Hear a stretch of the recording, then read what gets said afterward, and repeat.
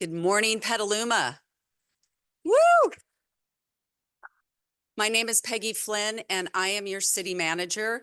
I'm so inspired to be here for our first of many age-friendly opportunities for our community.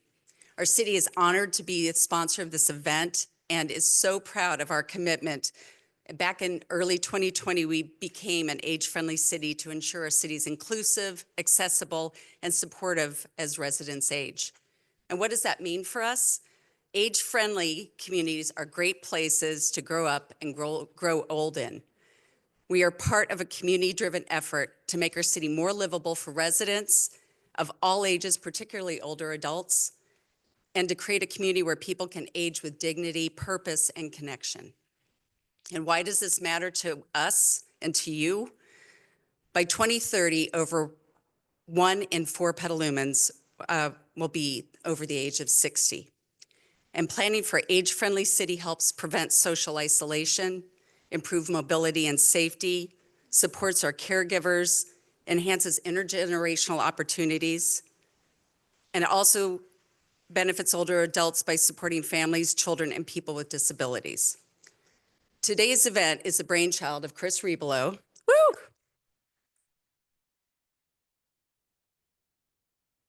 Chris is one of our staunch, creative, energetic champions of age-friendly Petaluma, and she's been at it since the very beginning.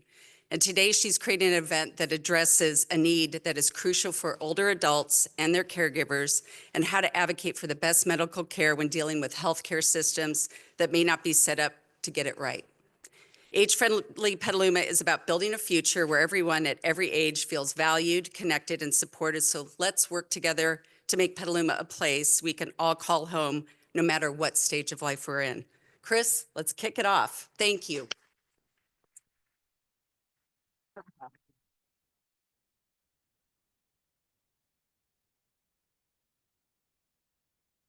Thank you, Peggy. All right. So before we get into the heart of the event, I want to share a few more details about Age Friendly. It's a national effort. There are currently 940 members in AARP's Age Friendly network, including the state of California.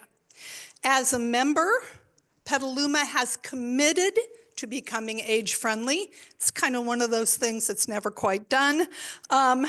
It's focused on 8 domains. You can see them up there on the screen. Everything from housing and transportation to respect and social inclusion.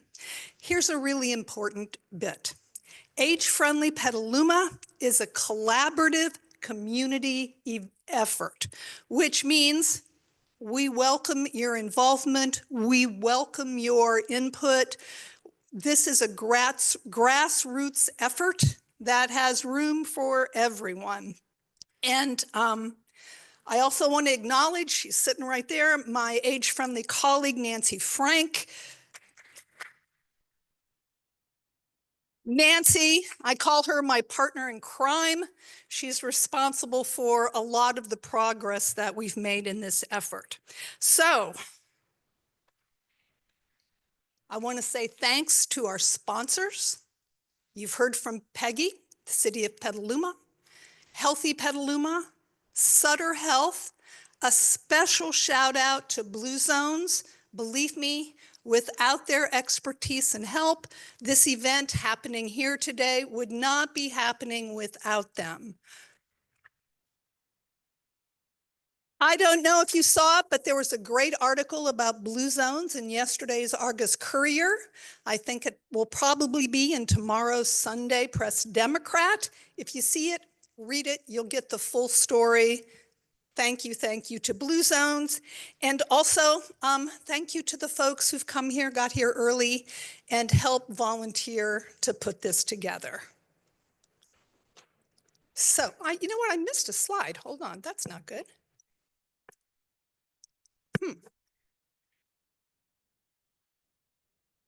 That's okay. So, logistics for the event. There will be time for your questions today. But importantly, the bathrooms. So the bathrooms are located Outside to the right in the Kathleen Doyle building, there's a little sign that will point the way. Also, if you haven't already done it, please put your phones on silent. This event is being recorded, so you don't need to worry about remembering everything. We have handouts. I know some of you got them. If you weren't able to get them, don't worry. We're going to be sending a follow-up email that will have links to all the information that's presented here today. And also, if we don't have your email address and you want to get the follow-up email, please be sure we have your email. Give it to us on the way out. We want your feedback. There is an evaluation survey. I think we might have run out of those too. Fill it out. We want your feedback. We'll make sure there's a link to the survey on the follow-up email. If you want to enter a raffle to get a gift card to either Trader Joe's or Petaluma Market, I can get a Blue Zones cookbook. Please put your name on your survey. And also, on the city's website, there's an age-friendly page. If you want to know more about age-friendly Petaluma, go there. We have a needs assessment posted, and we also have our action plan, which is really important. And we have an email address, agefriendlypetaluma@gmail.com. That will be in the follow-up email too. That's the best way to get a hold of us. Okay, so it is my pleasure now to introduce Dr. Charlotte Carlson, who has been generous enough to give us her Saturday morning. Charlotte trained at UCSF, in my opinion, one of the best geriatrics programs in the country. She is the founding medical director for Grove by Sutter Health, an innovative primary care program for seniors in Sonoma County. She is a physician committed to improving the lives of those with serious illness and disability. Charlotte, come join me. Let's get going.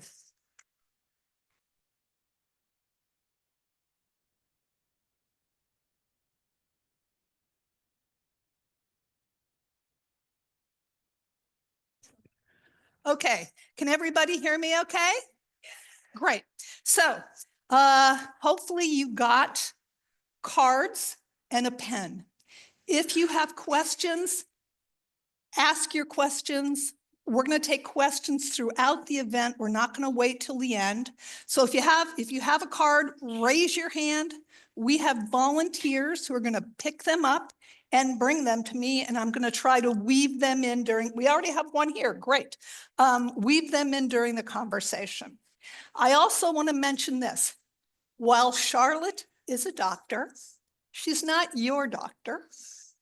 And please note, she does not, oh, we have one patient here.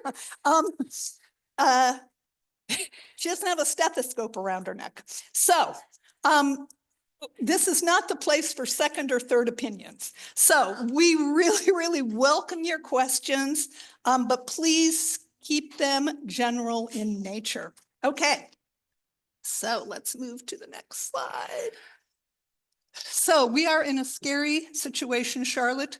We do not have enough docs like you. So people need to learn to think like a geriatrician. How do you think? How do geriatricians think?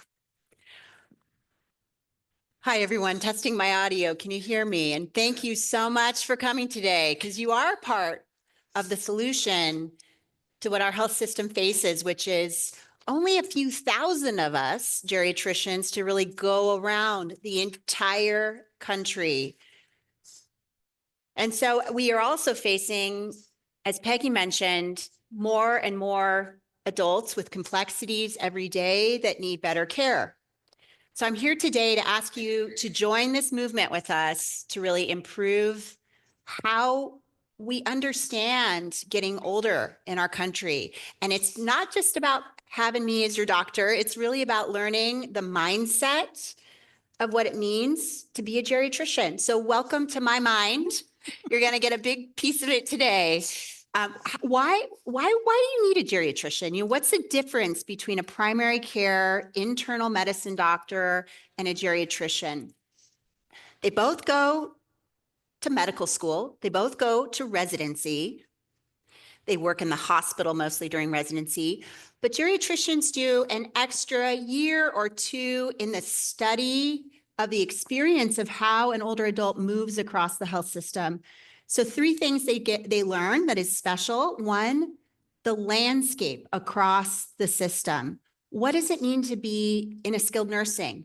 What is it like to get care in your home? What are some of the experiences that are different for older adults in the hospital? And then probably the thing that I think provides the most value is how can we make primary care better? How can we make it better for an adult as they age? So those components really ladder up into not only appreciation of the landscape, but also the interprofessional team. I would not be here today with patients in this community without an entire team around me. Care coordination, social work, the home health staff that we work with every day to provide care, placement coordinators, everybody that works together in this big interprofessional team. And geriatricians know more about what that team does. So in fact, they can phone a friend, know what in that order they're going to get out of it. And then lastly, which we're featuring up here on the slide, is the appreciation of complexity. Complexity is this: not a complex patient is you can kind of think about it like a juggler. If you're a juggler and you're sitting there and you have just 2 disease balls, maybe just a little bit of heart disease and maybe a little bit of diabetes. And it's okay if you could just throw 1 ball in its silo up and down. Caveat, I'm not a juggler, actually. So, a lot of doctors, it's okay to work in the silo in each organ system and just do their thing for each disease process. But then what about adding in 3 or 4 more balls, right? It doesn't matter so much the size or the texture of the ball. It matters how you coordinate how they move together. All right, that's the takeaway. So when you start to have 4 or 5 different chronic diseases, you best understand that some balls are going to drop, right? They're going to just drop. Diseases are not going to get followed. And it better be a ball that doesn't matter, right? Because you got to keep the whole system moving. So that's a complex system. Everything impacts everything else. And the way the balls kind of communicate, that's the takeaway. It takes a lot of work. It takes actually knowing the strategy of keeping everything moving in synchrony, right? So how do geriatricians look at chronological age?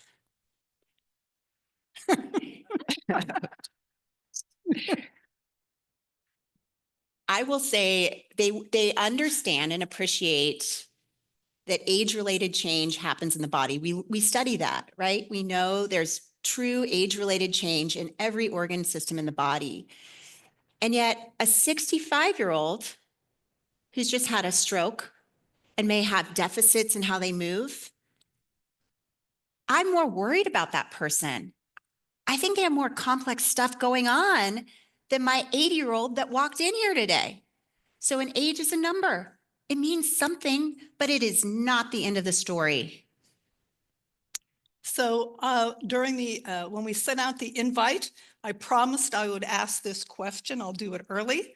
So what's the response if I go to a doctor and he or she says, well, what do you expect for someone your age? You get up and you walk out, right? You just leave, right? Right?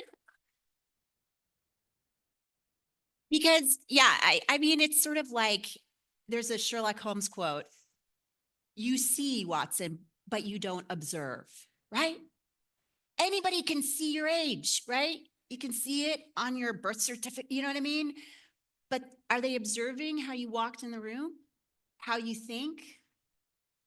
That's not a Sherlock Holmes doctor, right? I mean, right? Right. Not Dr. Holmes. So we have talked about this stuff on the left side of the screen, right side of the screen, left side of the screen.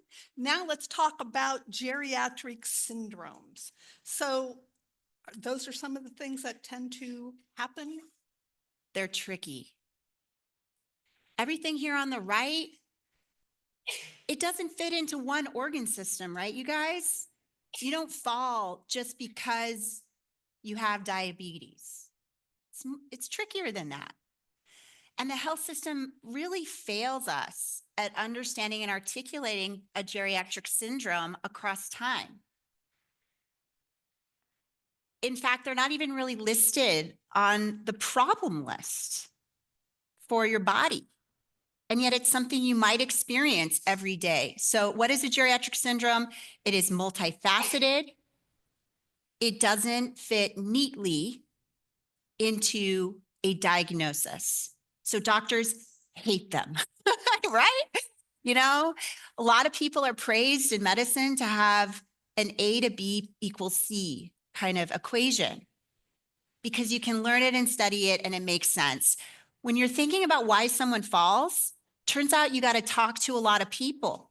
You might, as a doctor, you might need to phone 2 or 3 specialists in the plan to negotiate to see if somebody can come off a medication, or talk to the physical therapist about, can we move a grab bar closer to the person so they stop falling out?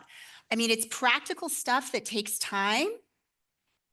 And yet the health system tends to not attend to it. So people will walk through the health system with cognitive impairment or functional decline and really not speak up for themselves. So today, you guys, you're part of my army of people going out there, changing the social nature of saying to your doctor, if you're falling, doctor, I'm falling. It's the most important thing going on in my life. I'm actually not leaving my house because I'm falling. So speak up about you experiencing this syndrome and what you're going through. I think that's key. So one of the handouts involved something called a brochure about the age-friendly health system. There will be a link to it in that email. The age-friendly health system is a national effort. I'm a huge fan. I think it's a way that we can address the shortage of geriatricians. It's designed for patients. I know a lot of us came up in the 60s, power to the people. I have a vision that, when we go to our doctors, which I've already done, I've taken that brochure to my doctor and I said, do you know about this? And it's up to us to educate the doctors. So age-friendly health systems are organized around 4 M's: matters, medication, your mind, and your mobility. They're interconnected. We're going to be talking about all of them today. But the first step, and it may be the most difficult step, is to be clear about what matters to you. Because it's true, what Charlotte said, doctors are trained to take care of problems, right? So talk about how important is that matter stuff. 2 areas that matter about what matters. First, who are you now, right? What's your current descriptor that you would use, or what your doctor to know about who you are right now? What happens in training, in medical training, is, it leans towards barbaric treatment of the medical students, okay? You kind of go through this system where you learn how to perform and in front of an attending doctor on morning rounds. And one of the most, I'm sure people may have seen this on a doctor show or experienced it themselves, there's a presentation done about the adult in the morning. And a doctor that made a big influence on me in my training was always grumpy in the morning. And what made him even more grumpy was the fact, if a medical student started a presentation with an 80-year-old diabetic, an 80-year-old with heart failure. Do you know how many times that person had heard that story? Probably thousands of times. It was not interesting to him. It meant to him that they hadn't learned anything about who that person was. So when you're telling your story, make sure think about like your primary care doctor knowing you not as an 80-year-old diabetic, but as an 80-year-old retired mechanic, an 80-year-old gardener, because it influences the story. You start with a hook. Gardeners need their knees, right? They need to be able to bend down and put tomato plants in the ground. Mechanics are going to think about things differently than teachers, right? So think about how you would describe yourself in a couple code words to influence the doctor, because that is what today is about, how you influence your doctor to deliver care around what matters to you. And also the what matters can be, I've heard everything from, I really want to get to my granddaughter's wedding, help me do that. Or I just want to get to my book club so I can talk about my books with my pals. So there's a whole range of what matters, right? It should be something that I would say around what matters. It should be something that's a goal that is achievable. I have young kids, so recently I've been really interested in getting to the moon, but I don't think I'm going to do that tomorrow, something I maybe work on. But seriously, it should be tangible, achievable. In some ways, they should be SMART goals that are really influenced by something that you can reach for and achieve. And that's very helpful for your doctor to know. But I do think you guys got to think a little bit about, what does the doctor need to know about how I think? Because there's a lot of unpredictability in getting older. And so it's as important that they take away from that conversation, how much information do I want to know now versus how much information do I want to not know now about my body? So I'll share that piece too. So now we're going to talk about medications. There was a handout that lists 10 medications older adults should avoid or use with caution. You will get a link to it in the email. This is, my jaw drops when I know this stuff and I'm going, oh my gosh. So we're not going to go through each of the drugs on that handout, but there's a couple things I want to hit. First of all, talk about particular over-the-counter medications that people need to be aware of. Yeah. It's really like in the aisle, right? You're in the pharmacy, you're staring at all of the cough, cold, allergy aisle, like a whole city block of medication, And you're like, I just need to sleep at night. I just need to go to sleep and I need to choose something that works. And my doctor said something about what I should use. And I cannot remember that long name that they spewed at me, right? So the over-the-counter or the city block of medications that you're confronted with is tricky. It's tricky. I've been, practicing medicine for 15 years, and it's still tricky when I stand in that aisle, okay? But really, this is the broad brush stroke. Look at the ingredient label. The medicine facts are listed.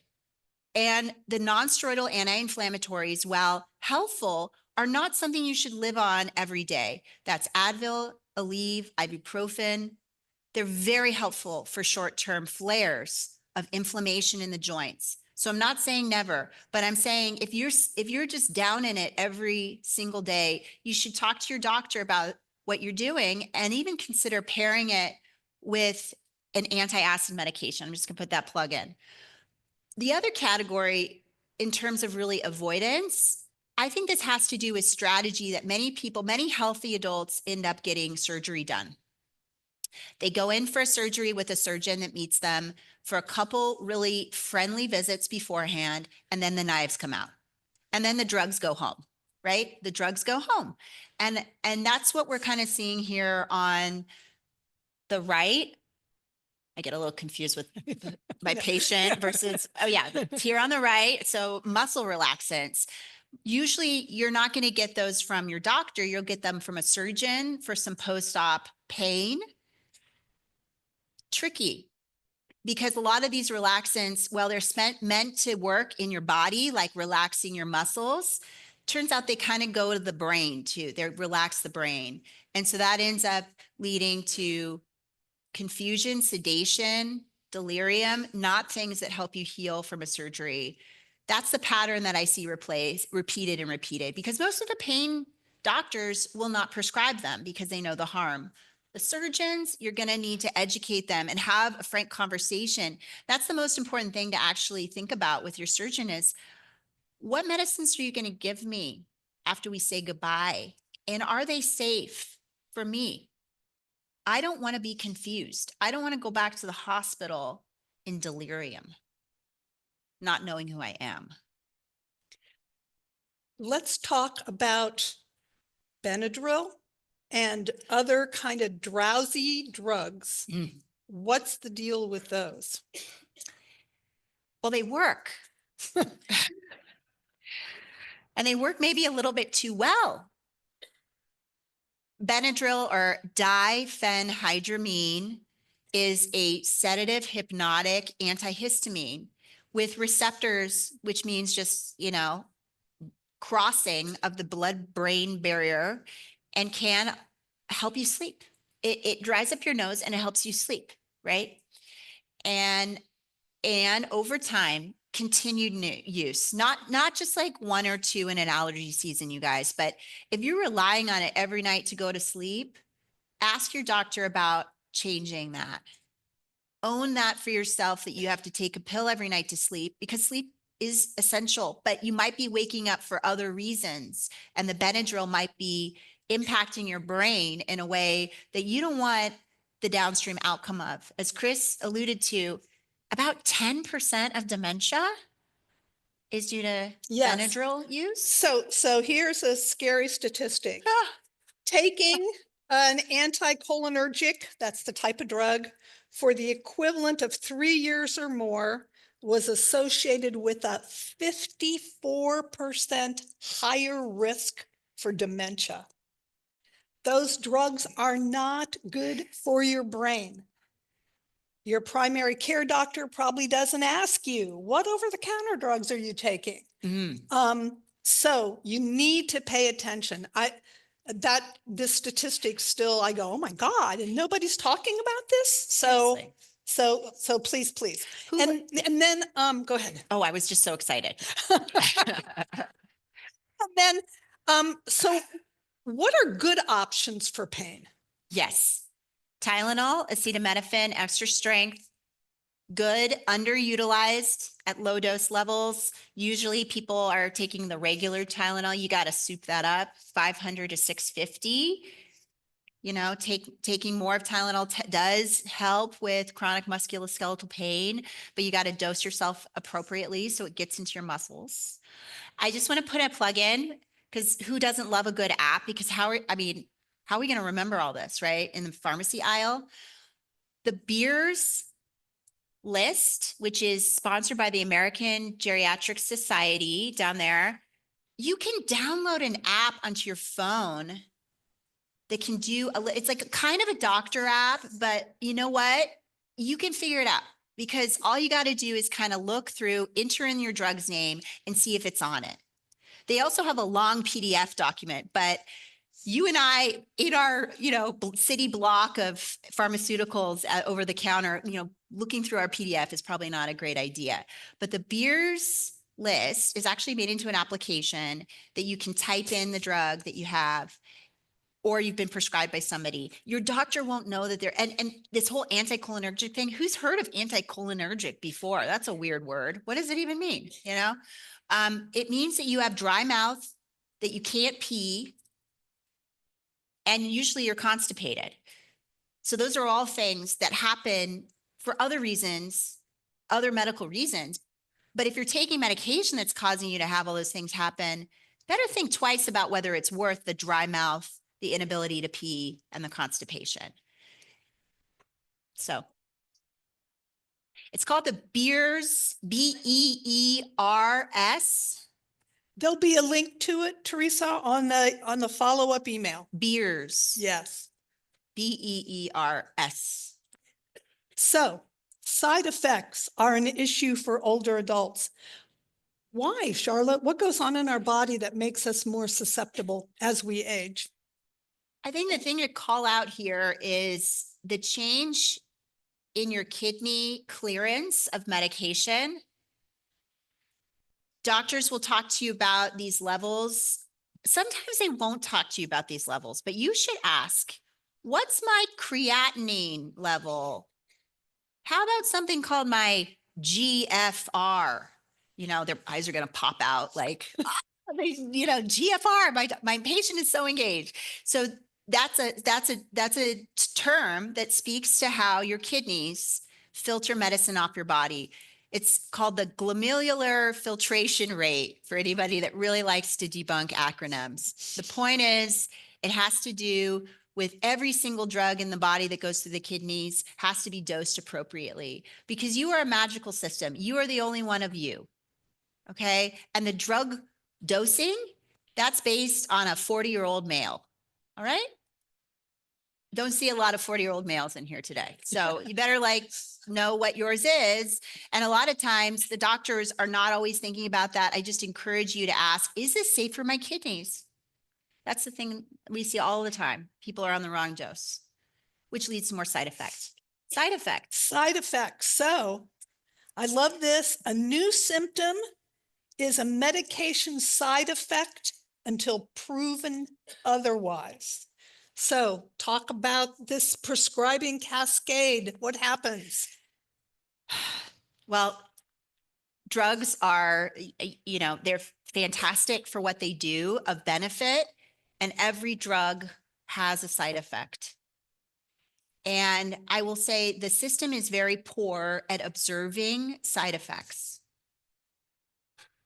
A lot of times you'll see different doctors for the same medications, right? The same primary care may be done by different doctors.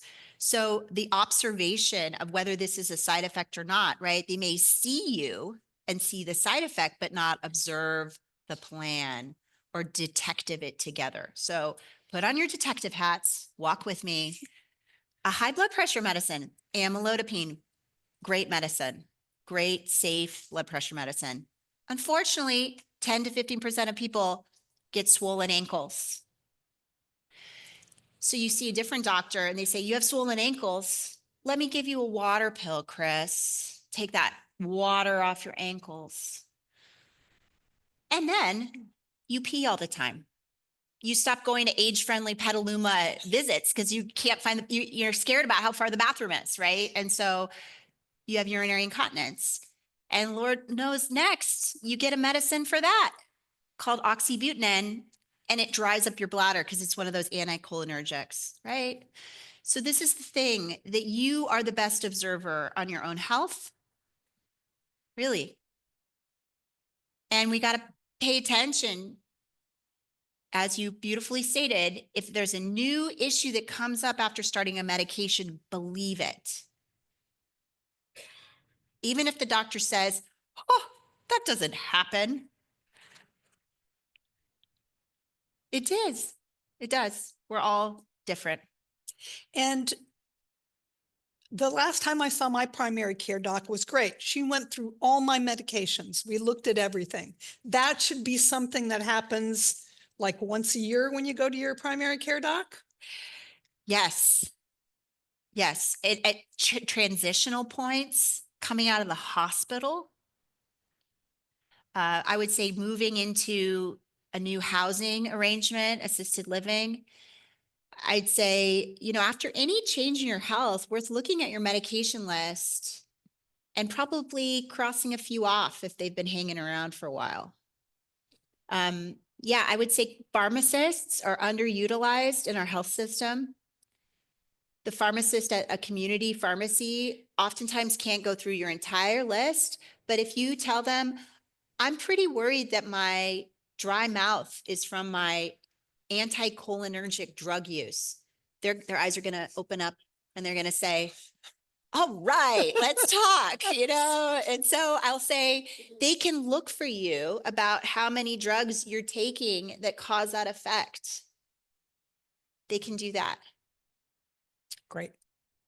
So now we are going to move on to mobility. So question, when you think about what matters to you, how many of you here would say that being able to age in place is something that matters to you? Okay, so age in place, how does one do that? Talking about mobility. So the equation of aging in place, is really all about maintaining your strength and your independence. And that all has to do with your physical body, because being in one place, and in the sense, it requires your ability to do your daily tasks independently. We can add more people to support those tasks, but bathing, dressing, toileting, feeding, they're essential to the human condition. We can't live without them. So how do we boost up our independence? It looks like slowing functional decline. Nobody wants to be on this path of dwindling, right? Prolonged dwindling, which is actually a term used in some of these research papers in older adult study. Dwindling. I can't think of anybody that wants that term associated with their body. But yet we face loss of muscle mass, effect from chronic disease in our body. What do we need to do? The toolkit looks like an everyday functional maintenance plan that you feel like you can complete without pain or loss of function, that's tailored to you. I would say at the core of it is also going in to see your doctor after a fall. Because if you develop an injury after a fall and you don't attend to it, that can accelerate functional decline. Maximizing bone health, same. If you maximize the strength of your bones, if you have a fall, you do what my 3-year-old did at the Children's Museum yesterday. You just roll, you're able to kind of pat it out. And, I'd say her bones are brand new. She didn't break anything. So really it's about assuring that your home also matches the level of needs that you have. The best people to do that are occupational therapists and physical therapists, not doctors, not really even anyone else in the health system, nurses. It's really about this functional observation that can happen in your home to ensure home safety. And really what we're trying to, slow down is pain, loss of balance, change or loss of your ability to move, and building up strength. And this is someplace where we all need to be proactive, right? We're the ones that make the decision to do this. I want to go back to the in-home assessment. So is that covered? Do people here need to ask for that? Do primary care doctors usually suggest it? If you're going, hey, I'm not quite as steady on my feet as I used to be, what's the best way to proceed? Well, the doctor cannot look into your brain and know what you're thinking about your home. The doctor cannot usually have any idea about what your home looks like, okay? Unless you're in a special program and you've had really home assessment done. So my point is, you got to own what you're fearful of. And if it's falls, you got to say, I'm really fearful of falls. My balance is changing. I'm feeling weaker. I'm a little bit scared about getting off the toilet. I may fall sometimes getting out of bed. Can you order an occupational therapist and physical therapist to assess and prevent me from going to the hospital? That's the script, you guys. You got to use the big H word. You got to explain what's going on. And it's covered. It's covered through Medicare. It doesn't mean you have to fall and break a bone before you get these people in. You don't have to go to the hospital to get home health care. You can get home health care when you're beginning to change. That's the way it was designed preventatively. Because none of those therapists actually want to just wait until you break a hip, right? Who wants to wait that long? So ask your doctor to have a skilled, free Medicare team. It should be covered through Medicare to come into your home and do this assessment. If you have fears, if you can put up with the kind of the changes, also you have to be kind of ready to make changes in your home environment and get stronger. Physical therapy also happens outpatient. So if you just want to work on a part of your system, Medicare is very clear. You have to have one part of the body you're working with the physical therapist on, the back, the hip. But physical therapists are very smart. They're whole person therapists like we are. And so if there's an extra, like you're working on your back and then your hip flares up, they'll write the doctor, because the doctor doesn't know, hey, I'm going to work with the hip now for another 6 weeks. Okay. So they can help build a functional maintenance plan for you, those tailored exercises. Your physical therapist, you should screen them too. If you're getting in more pain after every physical therapy session, they're not for you. Stop going, make sure that person understands what we're rooting for here, which is functional mobility. That's what we need. Before I go to the next slide, I want you to take note that these folks are exercising in a group setting, because now we're going to talk about social isolation. So it's a health risk. What kind of a health risk is it? Well, it impacts everyone.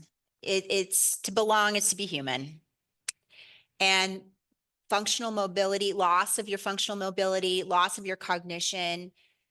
I will say we've just isolated people more and more and more. And what it can lead to is progression of chronic disease, can lead to really loss of independence. It accelerates that whole dwindling thing, and it usually means that people will die with less supports around them.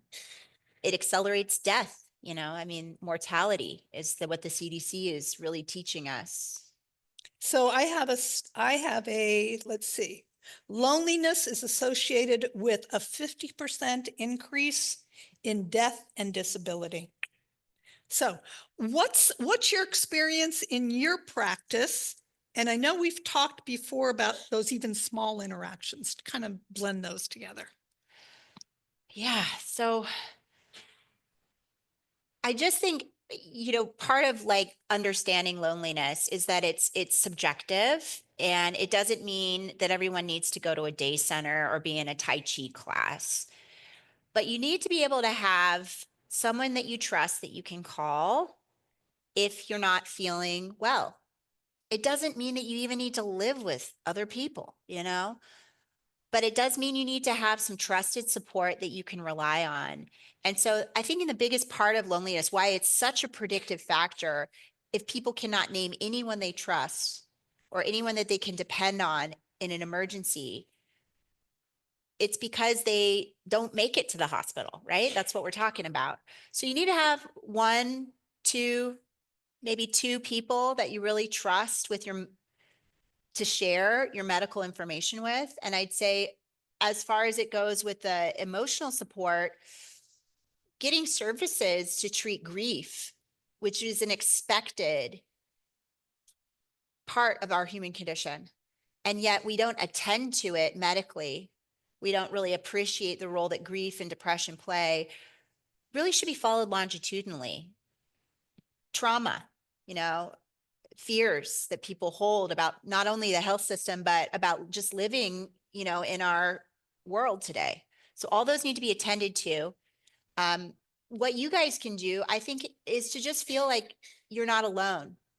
You're actually 1 in 3, you're 1 in 4 of people who may need another voice to row alongside them. And it doesn't have to be necessarily somebody you're close to either, right? As far as just talking to somebody or social interaction. Absolutely. The van, right? The van driver. And, really it could be the person that drops your meal on wheels off at the door. You're not going to ask that person to make medical decisions for you, which we'll get to, but that will, even that short human to human belonging connection means that you're connected to the world. We all need that. It's part of it's part of what we need in order to survive. So I'm going to interrupt this part of the event. Uh, for those of you who are interested in resources to stay connected with the community and other people, we have tables outside after this event. So we have Petaluma People Services is here, the Village Network is here, the Senior Center is here. They have great classes. We have information about a very cool senior memoir project. If you're interested in starting a support group for 80 plus, we have information about that. Blue Zones is here. There's healthy snacks. So please avail yourself of those possibilities on the way out. And I also want to make a plug for Age Friendly. So one of our top priorities here in Petaluma is to start something that we're calling the Elder Corps.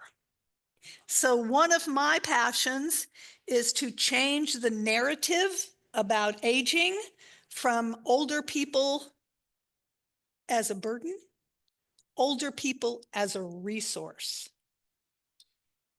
So we have a lot of older adults who already volunteer in this town.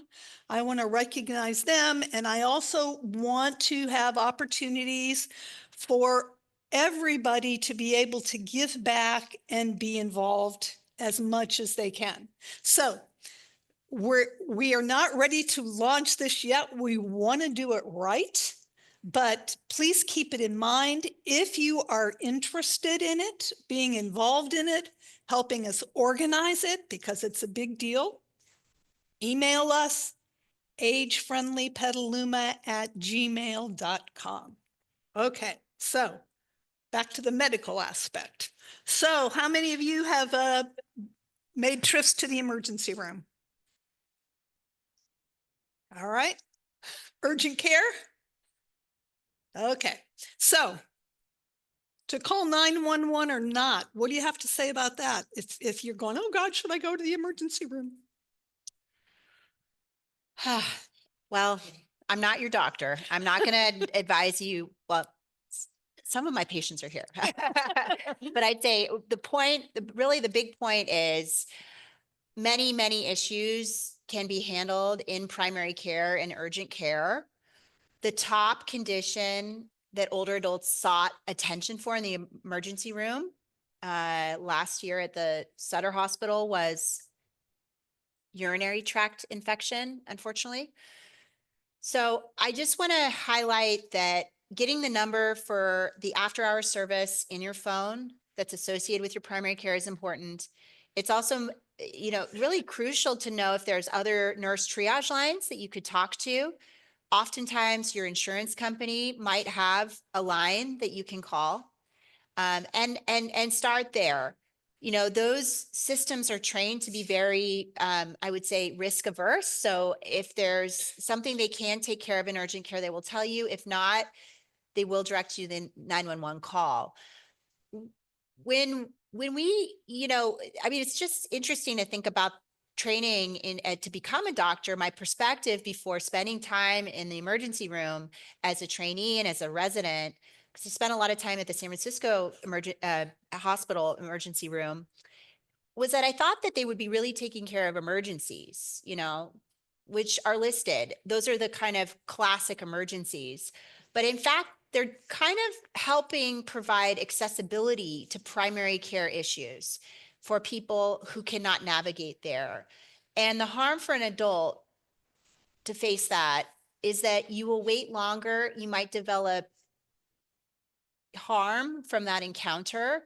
There's only a couple geriatric friendly emergency rooms in our whole area, and they're not in Sonoma County. So as we geriatricize the hospital environments, emergency rooms are a place that we're going to start, but for now, they're not very safe places to be. We'll give you some tips though on how to make them a little smarter, right, Chris? So if you do need to go to the emergency room, what's your advice?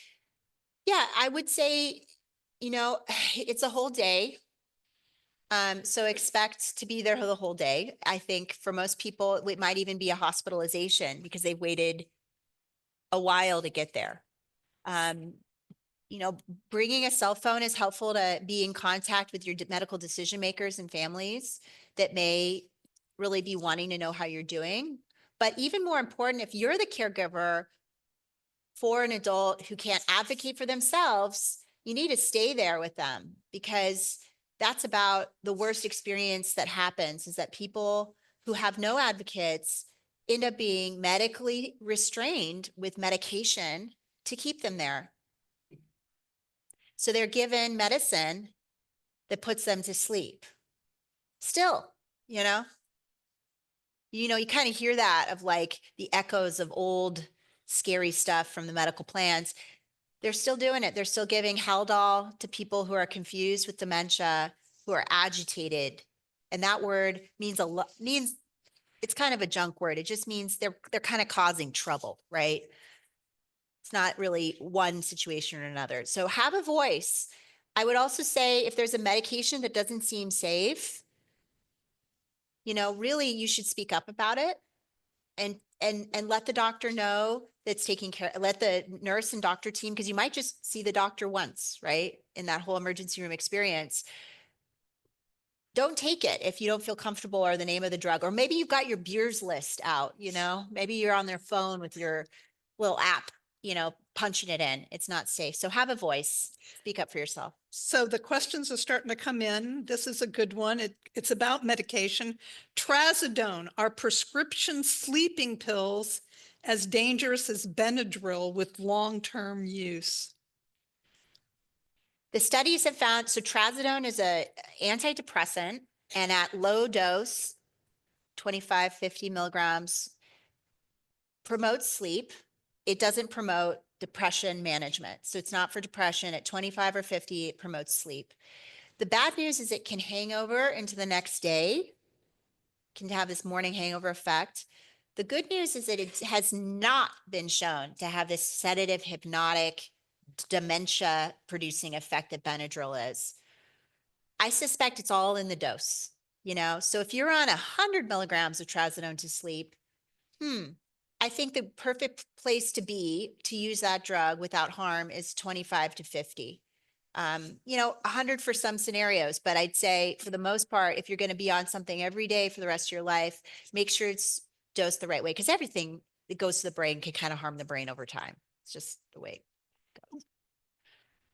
Anything else about sleep? I know that Yeah. tends to go south as we age. What's your advice for folks who are dealing with that? Sleep. It's like, it's precious, and my perspective comes from surviving medical training and not sleeping in residency, but nothing as bad as being a parent of 2 children who did not sleep. And, I will just say the humble awareness that your body just does not function without it. So you need to prioritize it as a vital sign. And unfortunately, you're kind of the only one that knows if it's happening or not, right? I mean, you're the one that knows, am I getting enough or not? Because that is kind of an individual subjective thing. Not all of us need the same number of hours. But what I want to tell you is there are a number of reasons of why we wake up, and just taking a pill to sort of dull it all out, it kind of rubs me wrong, because there are conditions that happen only when we sleep that can be treated in ways that have nothing to do with medication. And you should speak up for that. If sleep is your top issue leading to functional decline or fatigue, that should be the focus of the whole visit with the doctor, not, all the distracting stuff. Okay. So you got to call attention to it, right? So then the next question, which is very apropos, we're only given 8 to 10 minutes for an appointment. What can we do to assure that the doctor is really listening to us? Yeah, I think, so you can make more of the time, I think, by being prepared. That's an obvious. I think everybody in this audience tends that way. You're prepared to get up and come to something at 10 a.m. on a Saturday, okay? But when I talk about preparation, I do want you to be your own geriatrician in that office. And I kind of want you, if you've got 10 minutes, to focus on what the doctor can do for you. The doctors will, let me tell you about what doctors aren't good at in those 10 minutes. They cannot really, I think, effectively treat loneliness and social isolation. They may watch you walk in, but they probably won't understand your mobility enough to help you with your way that you move at home, right? So they're not going to be a physical therapist in those 10 minutes. They're not going to take care of chronic wounds in 10 minutes, okay? So you're going to need sort of, thinking a step back, you're going to need to actually ask them for referrals. And actually, doctors love putting referrals in. I think there's a little endorphin hit, You're like, I'm doing something, and it's gonna get somebody somewhere, and if something's good to happen, it's good, So it's like ordering online or something. I don't know. It's something like that. But what I'd say is in that scenario, for socialization, you're calling Chris. You're getting involved in stuff. The doctor is not gonna. I don't think they're gonna engage enough. Start there. Start with connection community. For functional decline, in those 10 minutes, I would ask for a referral to a physical therapist to come out to your home. For the medication thing, maybe you've got 20 medications maybe you took a whole jug of medications this morning before coming here. If so, you probably need a referral to a pharmacist. And in fact, more and more health systems are operating with this not just doctor focus. Finally, they're beginning to say, oh, this is an interprofessional care plan, which means the pharmacist is going to spend much more time with you to sort out how these drugs interact than the doctor can do. Okay. So we just can't rely on those 10 minutes to work well if we don't understand that doctor they're not the savior. I mean, what you need are tactical outcomes. And if you're organizing the care plan for someone you love, it's even more important because you're going to get maybe 5 minutes of their attention. Because for the first 5 minutes, the doctor's going to be looking at the patient who doesn't actually coordinate anything in their life. And then you as a caregiver in the room, you might have to just use your body language to get attention, right? So I really think as a self-advocacy tool, you prepare, you think about what components of the 4 M's are not working for you. That's your priority vital sign. And then you work down. Let's think about what the doctor needs to do in 10 minutes. They need to refresh things in the chart. So they're on the computer bit. And they need to refill things. They need to, I'd say, check in on the major chronic disease because that's how they're rewarded. Like, is the diabetes in control? Is the blood pressure in control? And let me give you my take. That really matters, but it doesn't matter as much as the geriatric syndromes. It doesn't. I'd rather have someone out of control with their blood pressure who is not calling me from the floor, right? Because their blood pressure medicines are over controlling their blood pressure. So again, you guys, it's back to like, what can you do with those 10 minutes? Because you can do like any kind of CEO. You're the CEO of your health plan. If you have 10 minutes to pitch something with the doctor, you got to pitch well. And right? you just touched on it. It's important. I know you and I have talked about this, not to let an organ get in the way of your overall well-being, right? Right. You are not an organ, actually. You are not just usually one organ going in the air, right? You are, a lot of times the synergy between the organs together, the jugular. And so yeah, it's crucial that you can spend the time. And I still think what matters really matters. So nice to meet you, Dr. Chris. I'm an 80-year-old retired mechanic. And what's going on for me right now is that it is hard for me to get out of bed. And I'm going to try to work on my bed because I'm a mechanic. So I'm going to figure out every connection. But what I need you to help me with is how to build back muscular strength. I'm going to work on all the tools. I'm going to put in grab bars. So you don't need to worry about that because I know I've installed my own grab bars. I figured that out. And I need you to help me get stronger. So I need a referral to a physical therapist. And I need to stop a couple of these medicines that I've noticed are making me feel weak. So, There you go. That's the pitch. blueprint. Yes. yeah.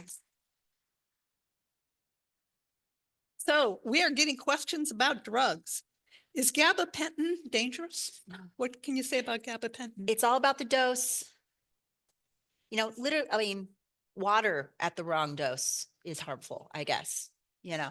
So I guess what I'm trying to say is that gabapentin, it's a medicine for nerve pain. It's the solution that many people have sort of used it after Tylenol as the next line, right? It's only helpful with the type of pain that feels like burning nerve compression, different than sharp knives. It's burning. It's radicular, which means it follows a nerve path. Okay. That's what gabapentin helps with. If somebody's giving you gabapentin for like a stab in one spot, I don't know. I wouldn't take it.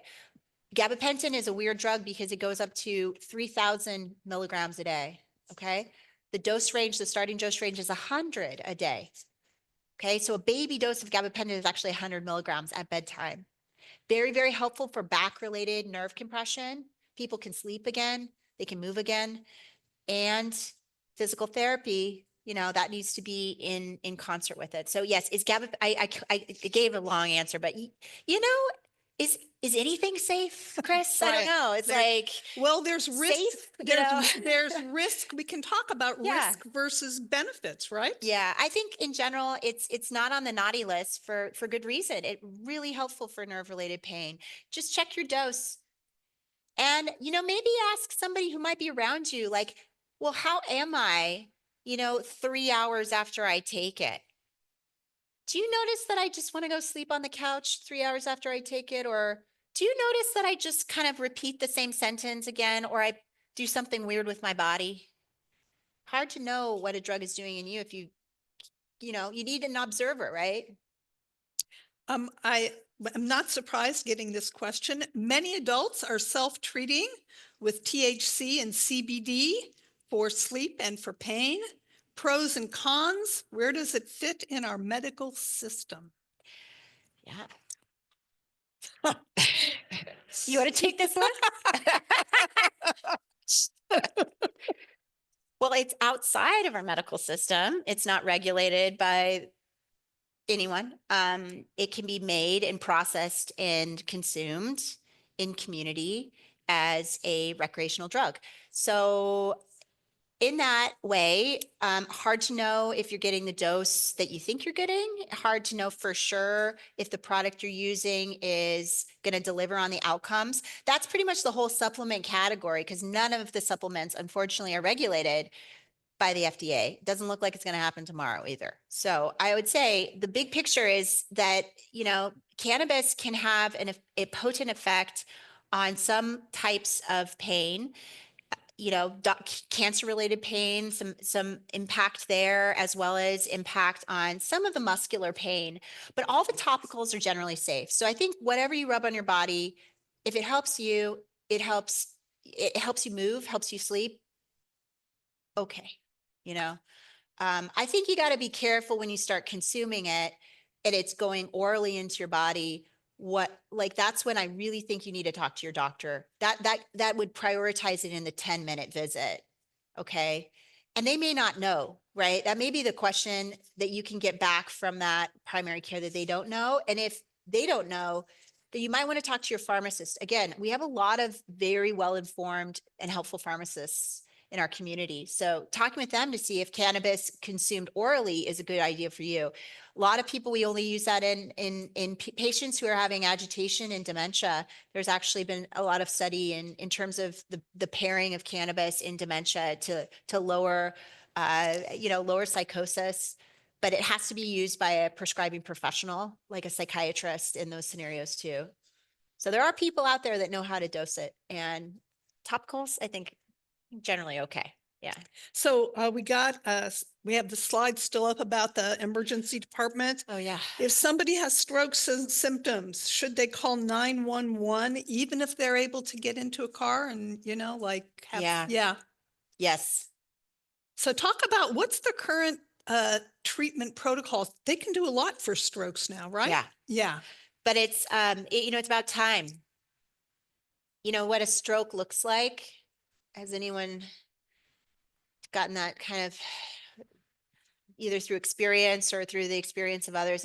That's a really hard diagnosis to make. But if you are experiencing a loss, a unilateral loss of your body function, a change in your speech that's sudden, call 911. I wouldn't go by transport for emergencies in your brain or emergencies in your heart. Great. So another thing I want to talk about with emergency rooms is that, and this is another jaw dropper for me, when you go to the emergency room, usually there's an across the board rule, nothing by mouth. And the reason for that is in case you need to go to surgery. But I have watched webinars and doctors have said that is a stupid rule because most people don't need to go to surgery. So what happens is folks are in the emergency room and they're not drinking, which leads to dehydration, which leads to this. Talk about delirium. So delirium is not dementia. It's a transient cognitive change. So someone is speaking just like how we are, and then will drift into a different space. They may be confused about time. Their speech may not make sense. And then but it's reversible. They can come back. They can come back to us. And a lot of times all the inputs, because it is a geriatric syndrome, it's a little messy. You know, what led to the delirium? You're talking about the food, the hydration, medications. Some disease states are more prone to slip people into delirium. So I guess I'll say emergency rooms are famous for making people delirious because there's no clock on the wall. Usually there's no water on the table. Sometimes there's no cell service, they're on the same floor as the morgue. So it's kind of scary. It's like, so I'd say delirium happens all the time, and geriatric emergency rooms are something you should ask for from your health system. I mean, if a lot of people had said they've been to the emergency room, most of the people in the emergency room are old, right?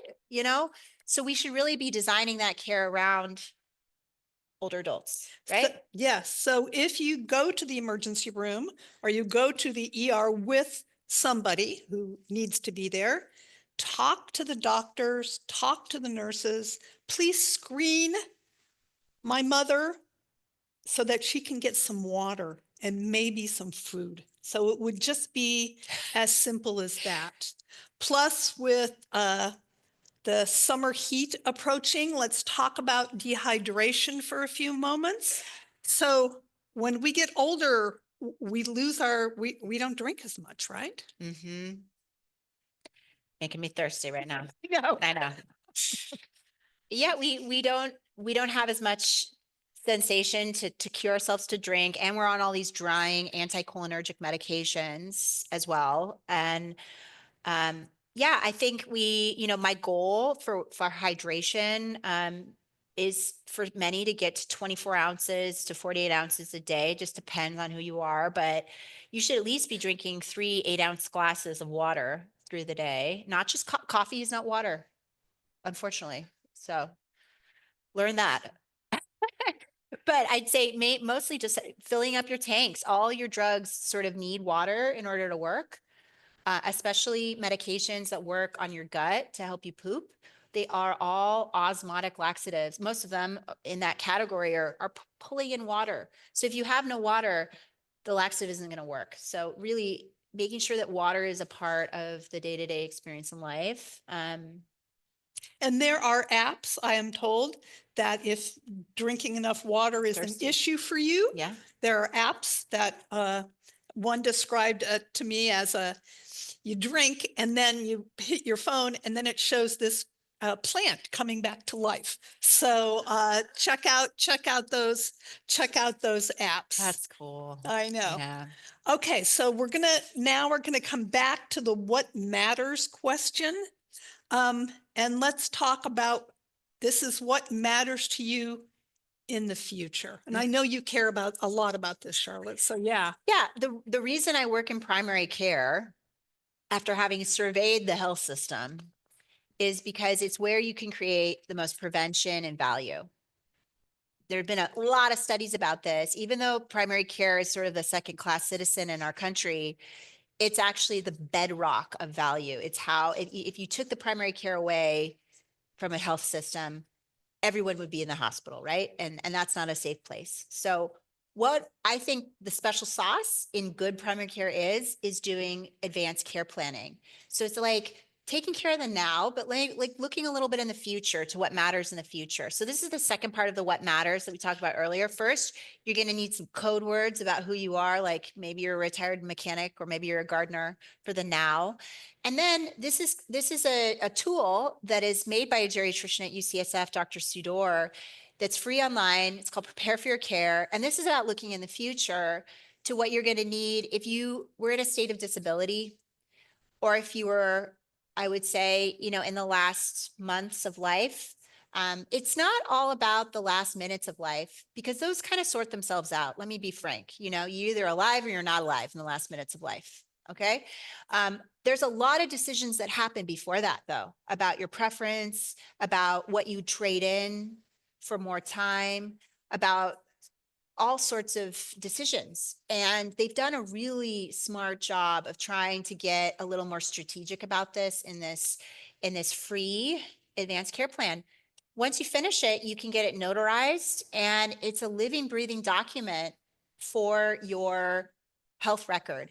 Now, some attorneys, because we work actually with UC Law, they've changed the main law school in San Francisco.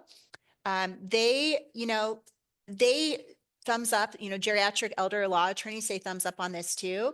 A lot of the older attorneys will sometimes combine a healthcare directive in, completion of a trust or your financial information.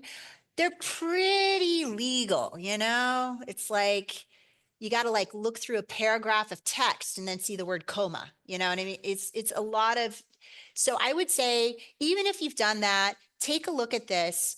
This could be something that you give your daughter, your son, your cousin, your niece, your neighbor, who's going to be your decision maker, as a guide. Because there's nearly nothing worse than getting that call at 10 o'clock at night that somebody can't make decisions suddenly, right? It's like a guide to help you figure that out, how to be their decision maker, right? So it's really for all of us who are decision makers for others. Here's a great question. The baby boom was no secret. Why didn't the medical profession see this coming and start training geriatricians years ago? So there's a larger kind of cultural thing here.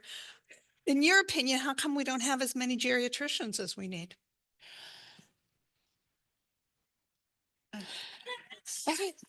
Ageism? Ageism? Yeah.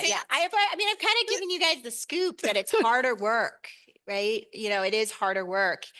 And the prize in the health system is sort of directed towards the wrong value for the patient these days. There are a lot of incentives for doctors to go into the professions that in procedures, that procedure is a great way to make money. You get something done, you say goodbye to the person, you bill them, right? It's like a car. But I'd say the main thing that, what we do as geriatricians is treat these tricky multifactorial syndromes. Very few medical students want to take care of the prolonged dwindling, right? That's the ageism component. And I will say what I think structurally has not been fixed in healthcare training is the recognition of value. And that is changing a little. It's just been the money has been slow to follow the value and the outcome, where, primary care doctors be a lot more interested in what we're talking about today. Maybe there is a primary care doctor in the audience. I don't know. But mostly they're not that interested in geriatrics because they're not paid to care about it. They're paid to care for your disease-specific outcomes that are easy to measure. It's harder to measure in a year's time if you make a difference in reducing falls because the dwindling continues. But did you prevent 2 or 3 falls? What is the cost of doing that prevention? So I think the healthcare system has struggled with how to reward this. And then as far as training people, I think it's about getting the right story up front, that the smartest people are the people that go into geriatrics. It's the truth, Also, from what I've read, it seems like geriatricians have pretty good job satisfaction, right? Turns out even higher than pediatricians, which makes a lot of sense to me because the kids are way germier than you guys, So I'll just say, yeah, we're ranked at the top because it's sort of like self-selecting, you get the mission, you get the drive, you see how you could be a strategist and really improve people's lives longitudinally. And it's like, that's why you become a doctor, right? Dr. Holmes, to see, you see, but you do not observe, right? Right. Geriatricians observe. That's what they do. Yet, do you see folks being ashamed of getting older? Both fronts. I'm kind of like, I do this thing called geriatrics. I've had to sort of adjust. I only take care of older people. Even that brand of old is something that kind of bounces off our, I would say, whole infrastructure of coolness, across the country. But you're changing that, Chris, right? I'm trying. You look great. Like the t-shirts are a power. I would say the key component is, around the communication and message.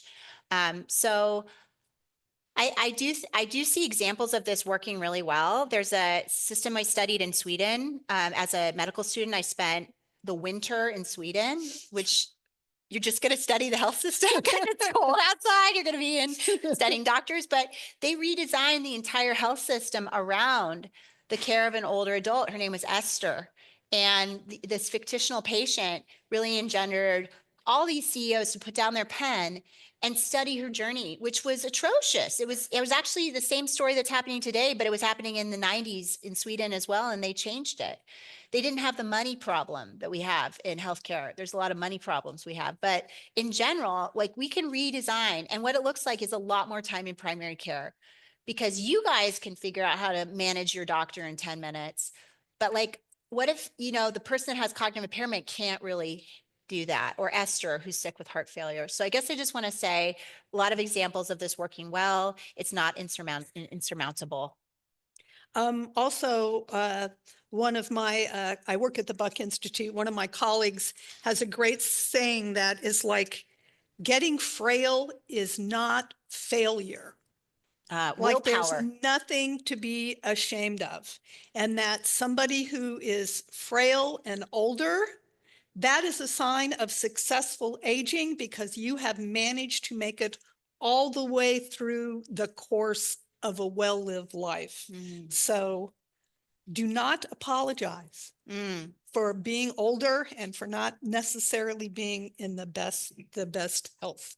So a good question. People with dementia, what is the best way to manage drugs given to people in memory care facilities? Most times it seems like they don't pay attention to the fact that the person sleeps or is drowsy all day, and they're not really agitated or aggressive. So do you have any, what can you say? That's a sad situation. Anything to say about, like, should somebody advocate? Yeah. There's structural bias and there's also, I would say, a lot of appreciation that I have for the care that happens to care for complex adults in facilities. I have a lot of respect for the people doing that work, but they're not trained. Some are not trained. And so I'd say in a scenario that you don't feel comfortable about a loved one and the facility's not working with you, you should move the person away from that facility. And there's also a resource in our community that's free called the Ombudsman, and you best be calling that person. And they will come to the facility and they will understand if there's structural problems happening between the staff and the residents, because there are rights of the people, of every human being. There are rights of every human being, whether you can cognitively understand where you are or not. So the ombudsman is like the police that you can send in there. It's the third party. They'll figure it out. You can find it. It's on, Adult Protective Services is a resource we use if we're living in home to advocate for an elder. It's a resource. It's a social worker, can investigate how to support somebody.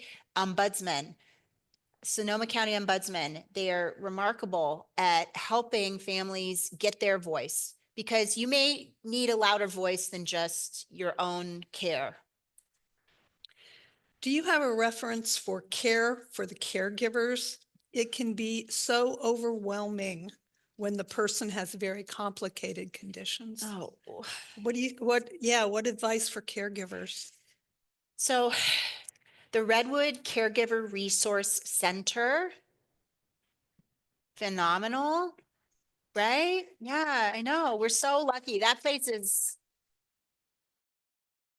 so 2,000 a year for adults who are caring for patients, usually with cognitive impairment at home, to take a break. I mean, the 2,000 is meant to be spent on caregiving into the home so that the primary one-to-one care can step back and go to the ocean or get out of the town because what I think this question is really getting at is the mental load that you carry, and you have to take breaks from that mental load.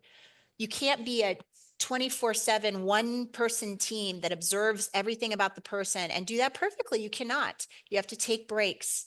So the Redwood Caregiver Resource Center is a team that is about identifying caregiver burden and treating it with pretty tactical tools like money. That's a helpful tool for a caregiver to take a break. We will include a link to that in the follow-up email. So just so you know. So we are almost, this has gone so fast. My final question for you is, what do you enjoy about being a geriatrician? What's in it for you? Well, best patients in the world, right? I mean, and I really think at the heart of it, it's very satisfying to actually meet the needs of an individual.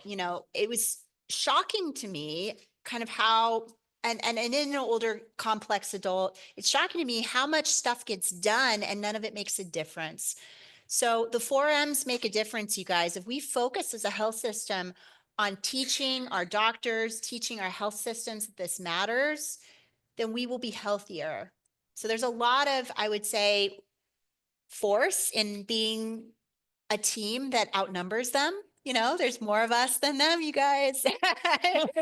And I think it's part of that joy is really being able to unravel complexity. Because when we can figure out a drug cascade and stop 3 drugs in one visit, nothing feels better. I mean, I'll tell you, it's the Dr. Holmes moment. So yeah, I think that's it. Yeah. Thank you course. so much. Thank you. You guys.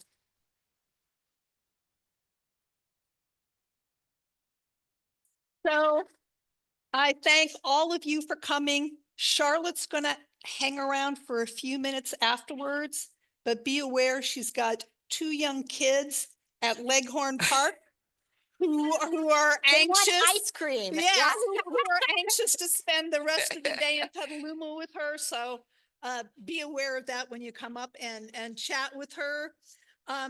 If you want to know more about Age Friendly, you can come talk to me. Nancy is around someplace. She may have slipped out of the room. There she is over there. Talk to her. We're happy to chat with you. Please remember agefriendlypetaluma@gmail.com.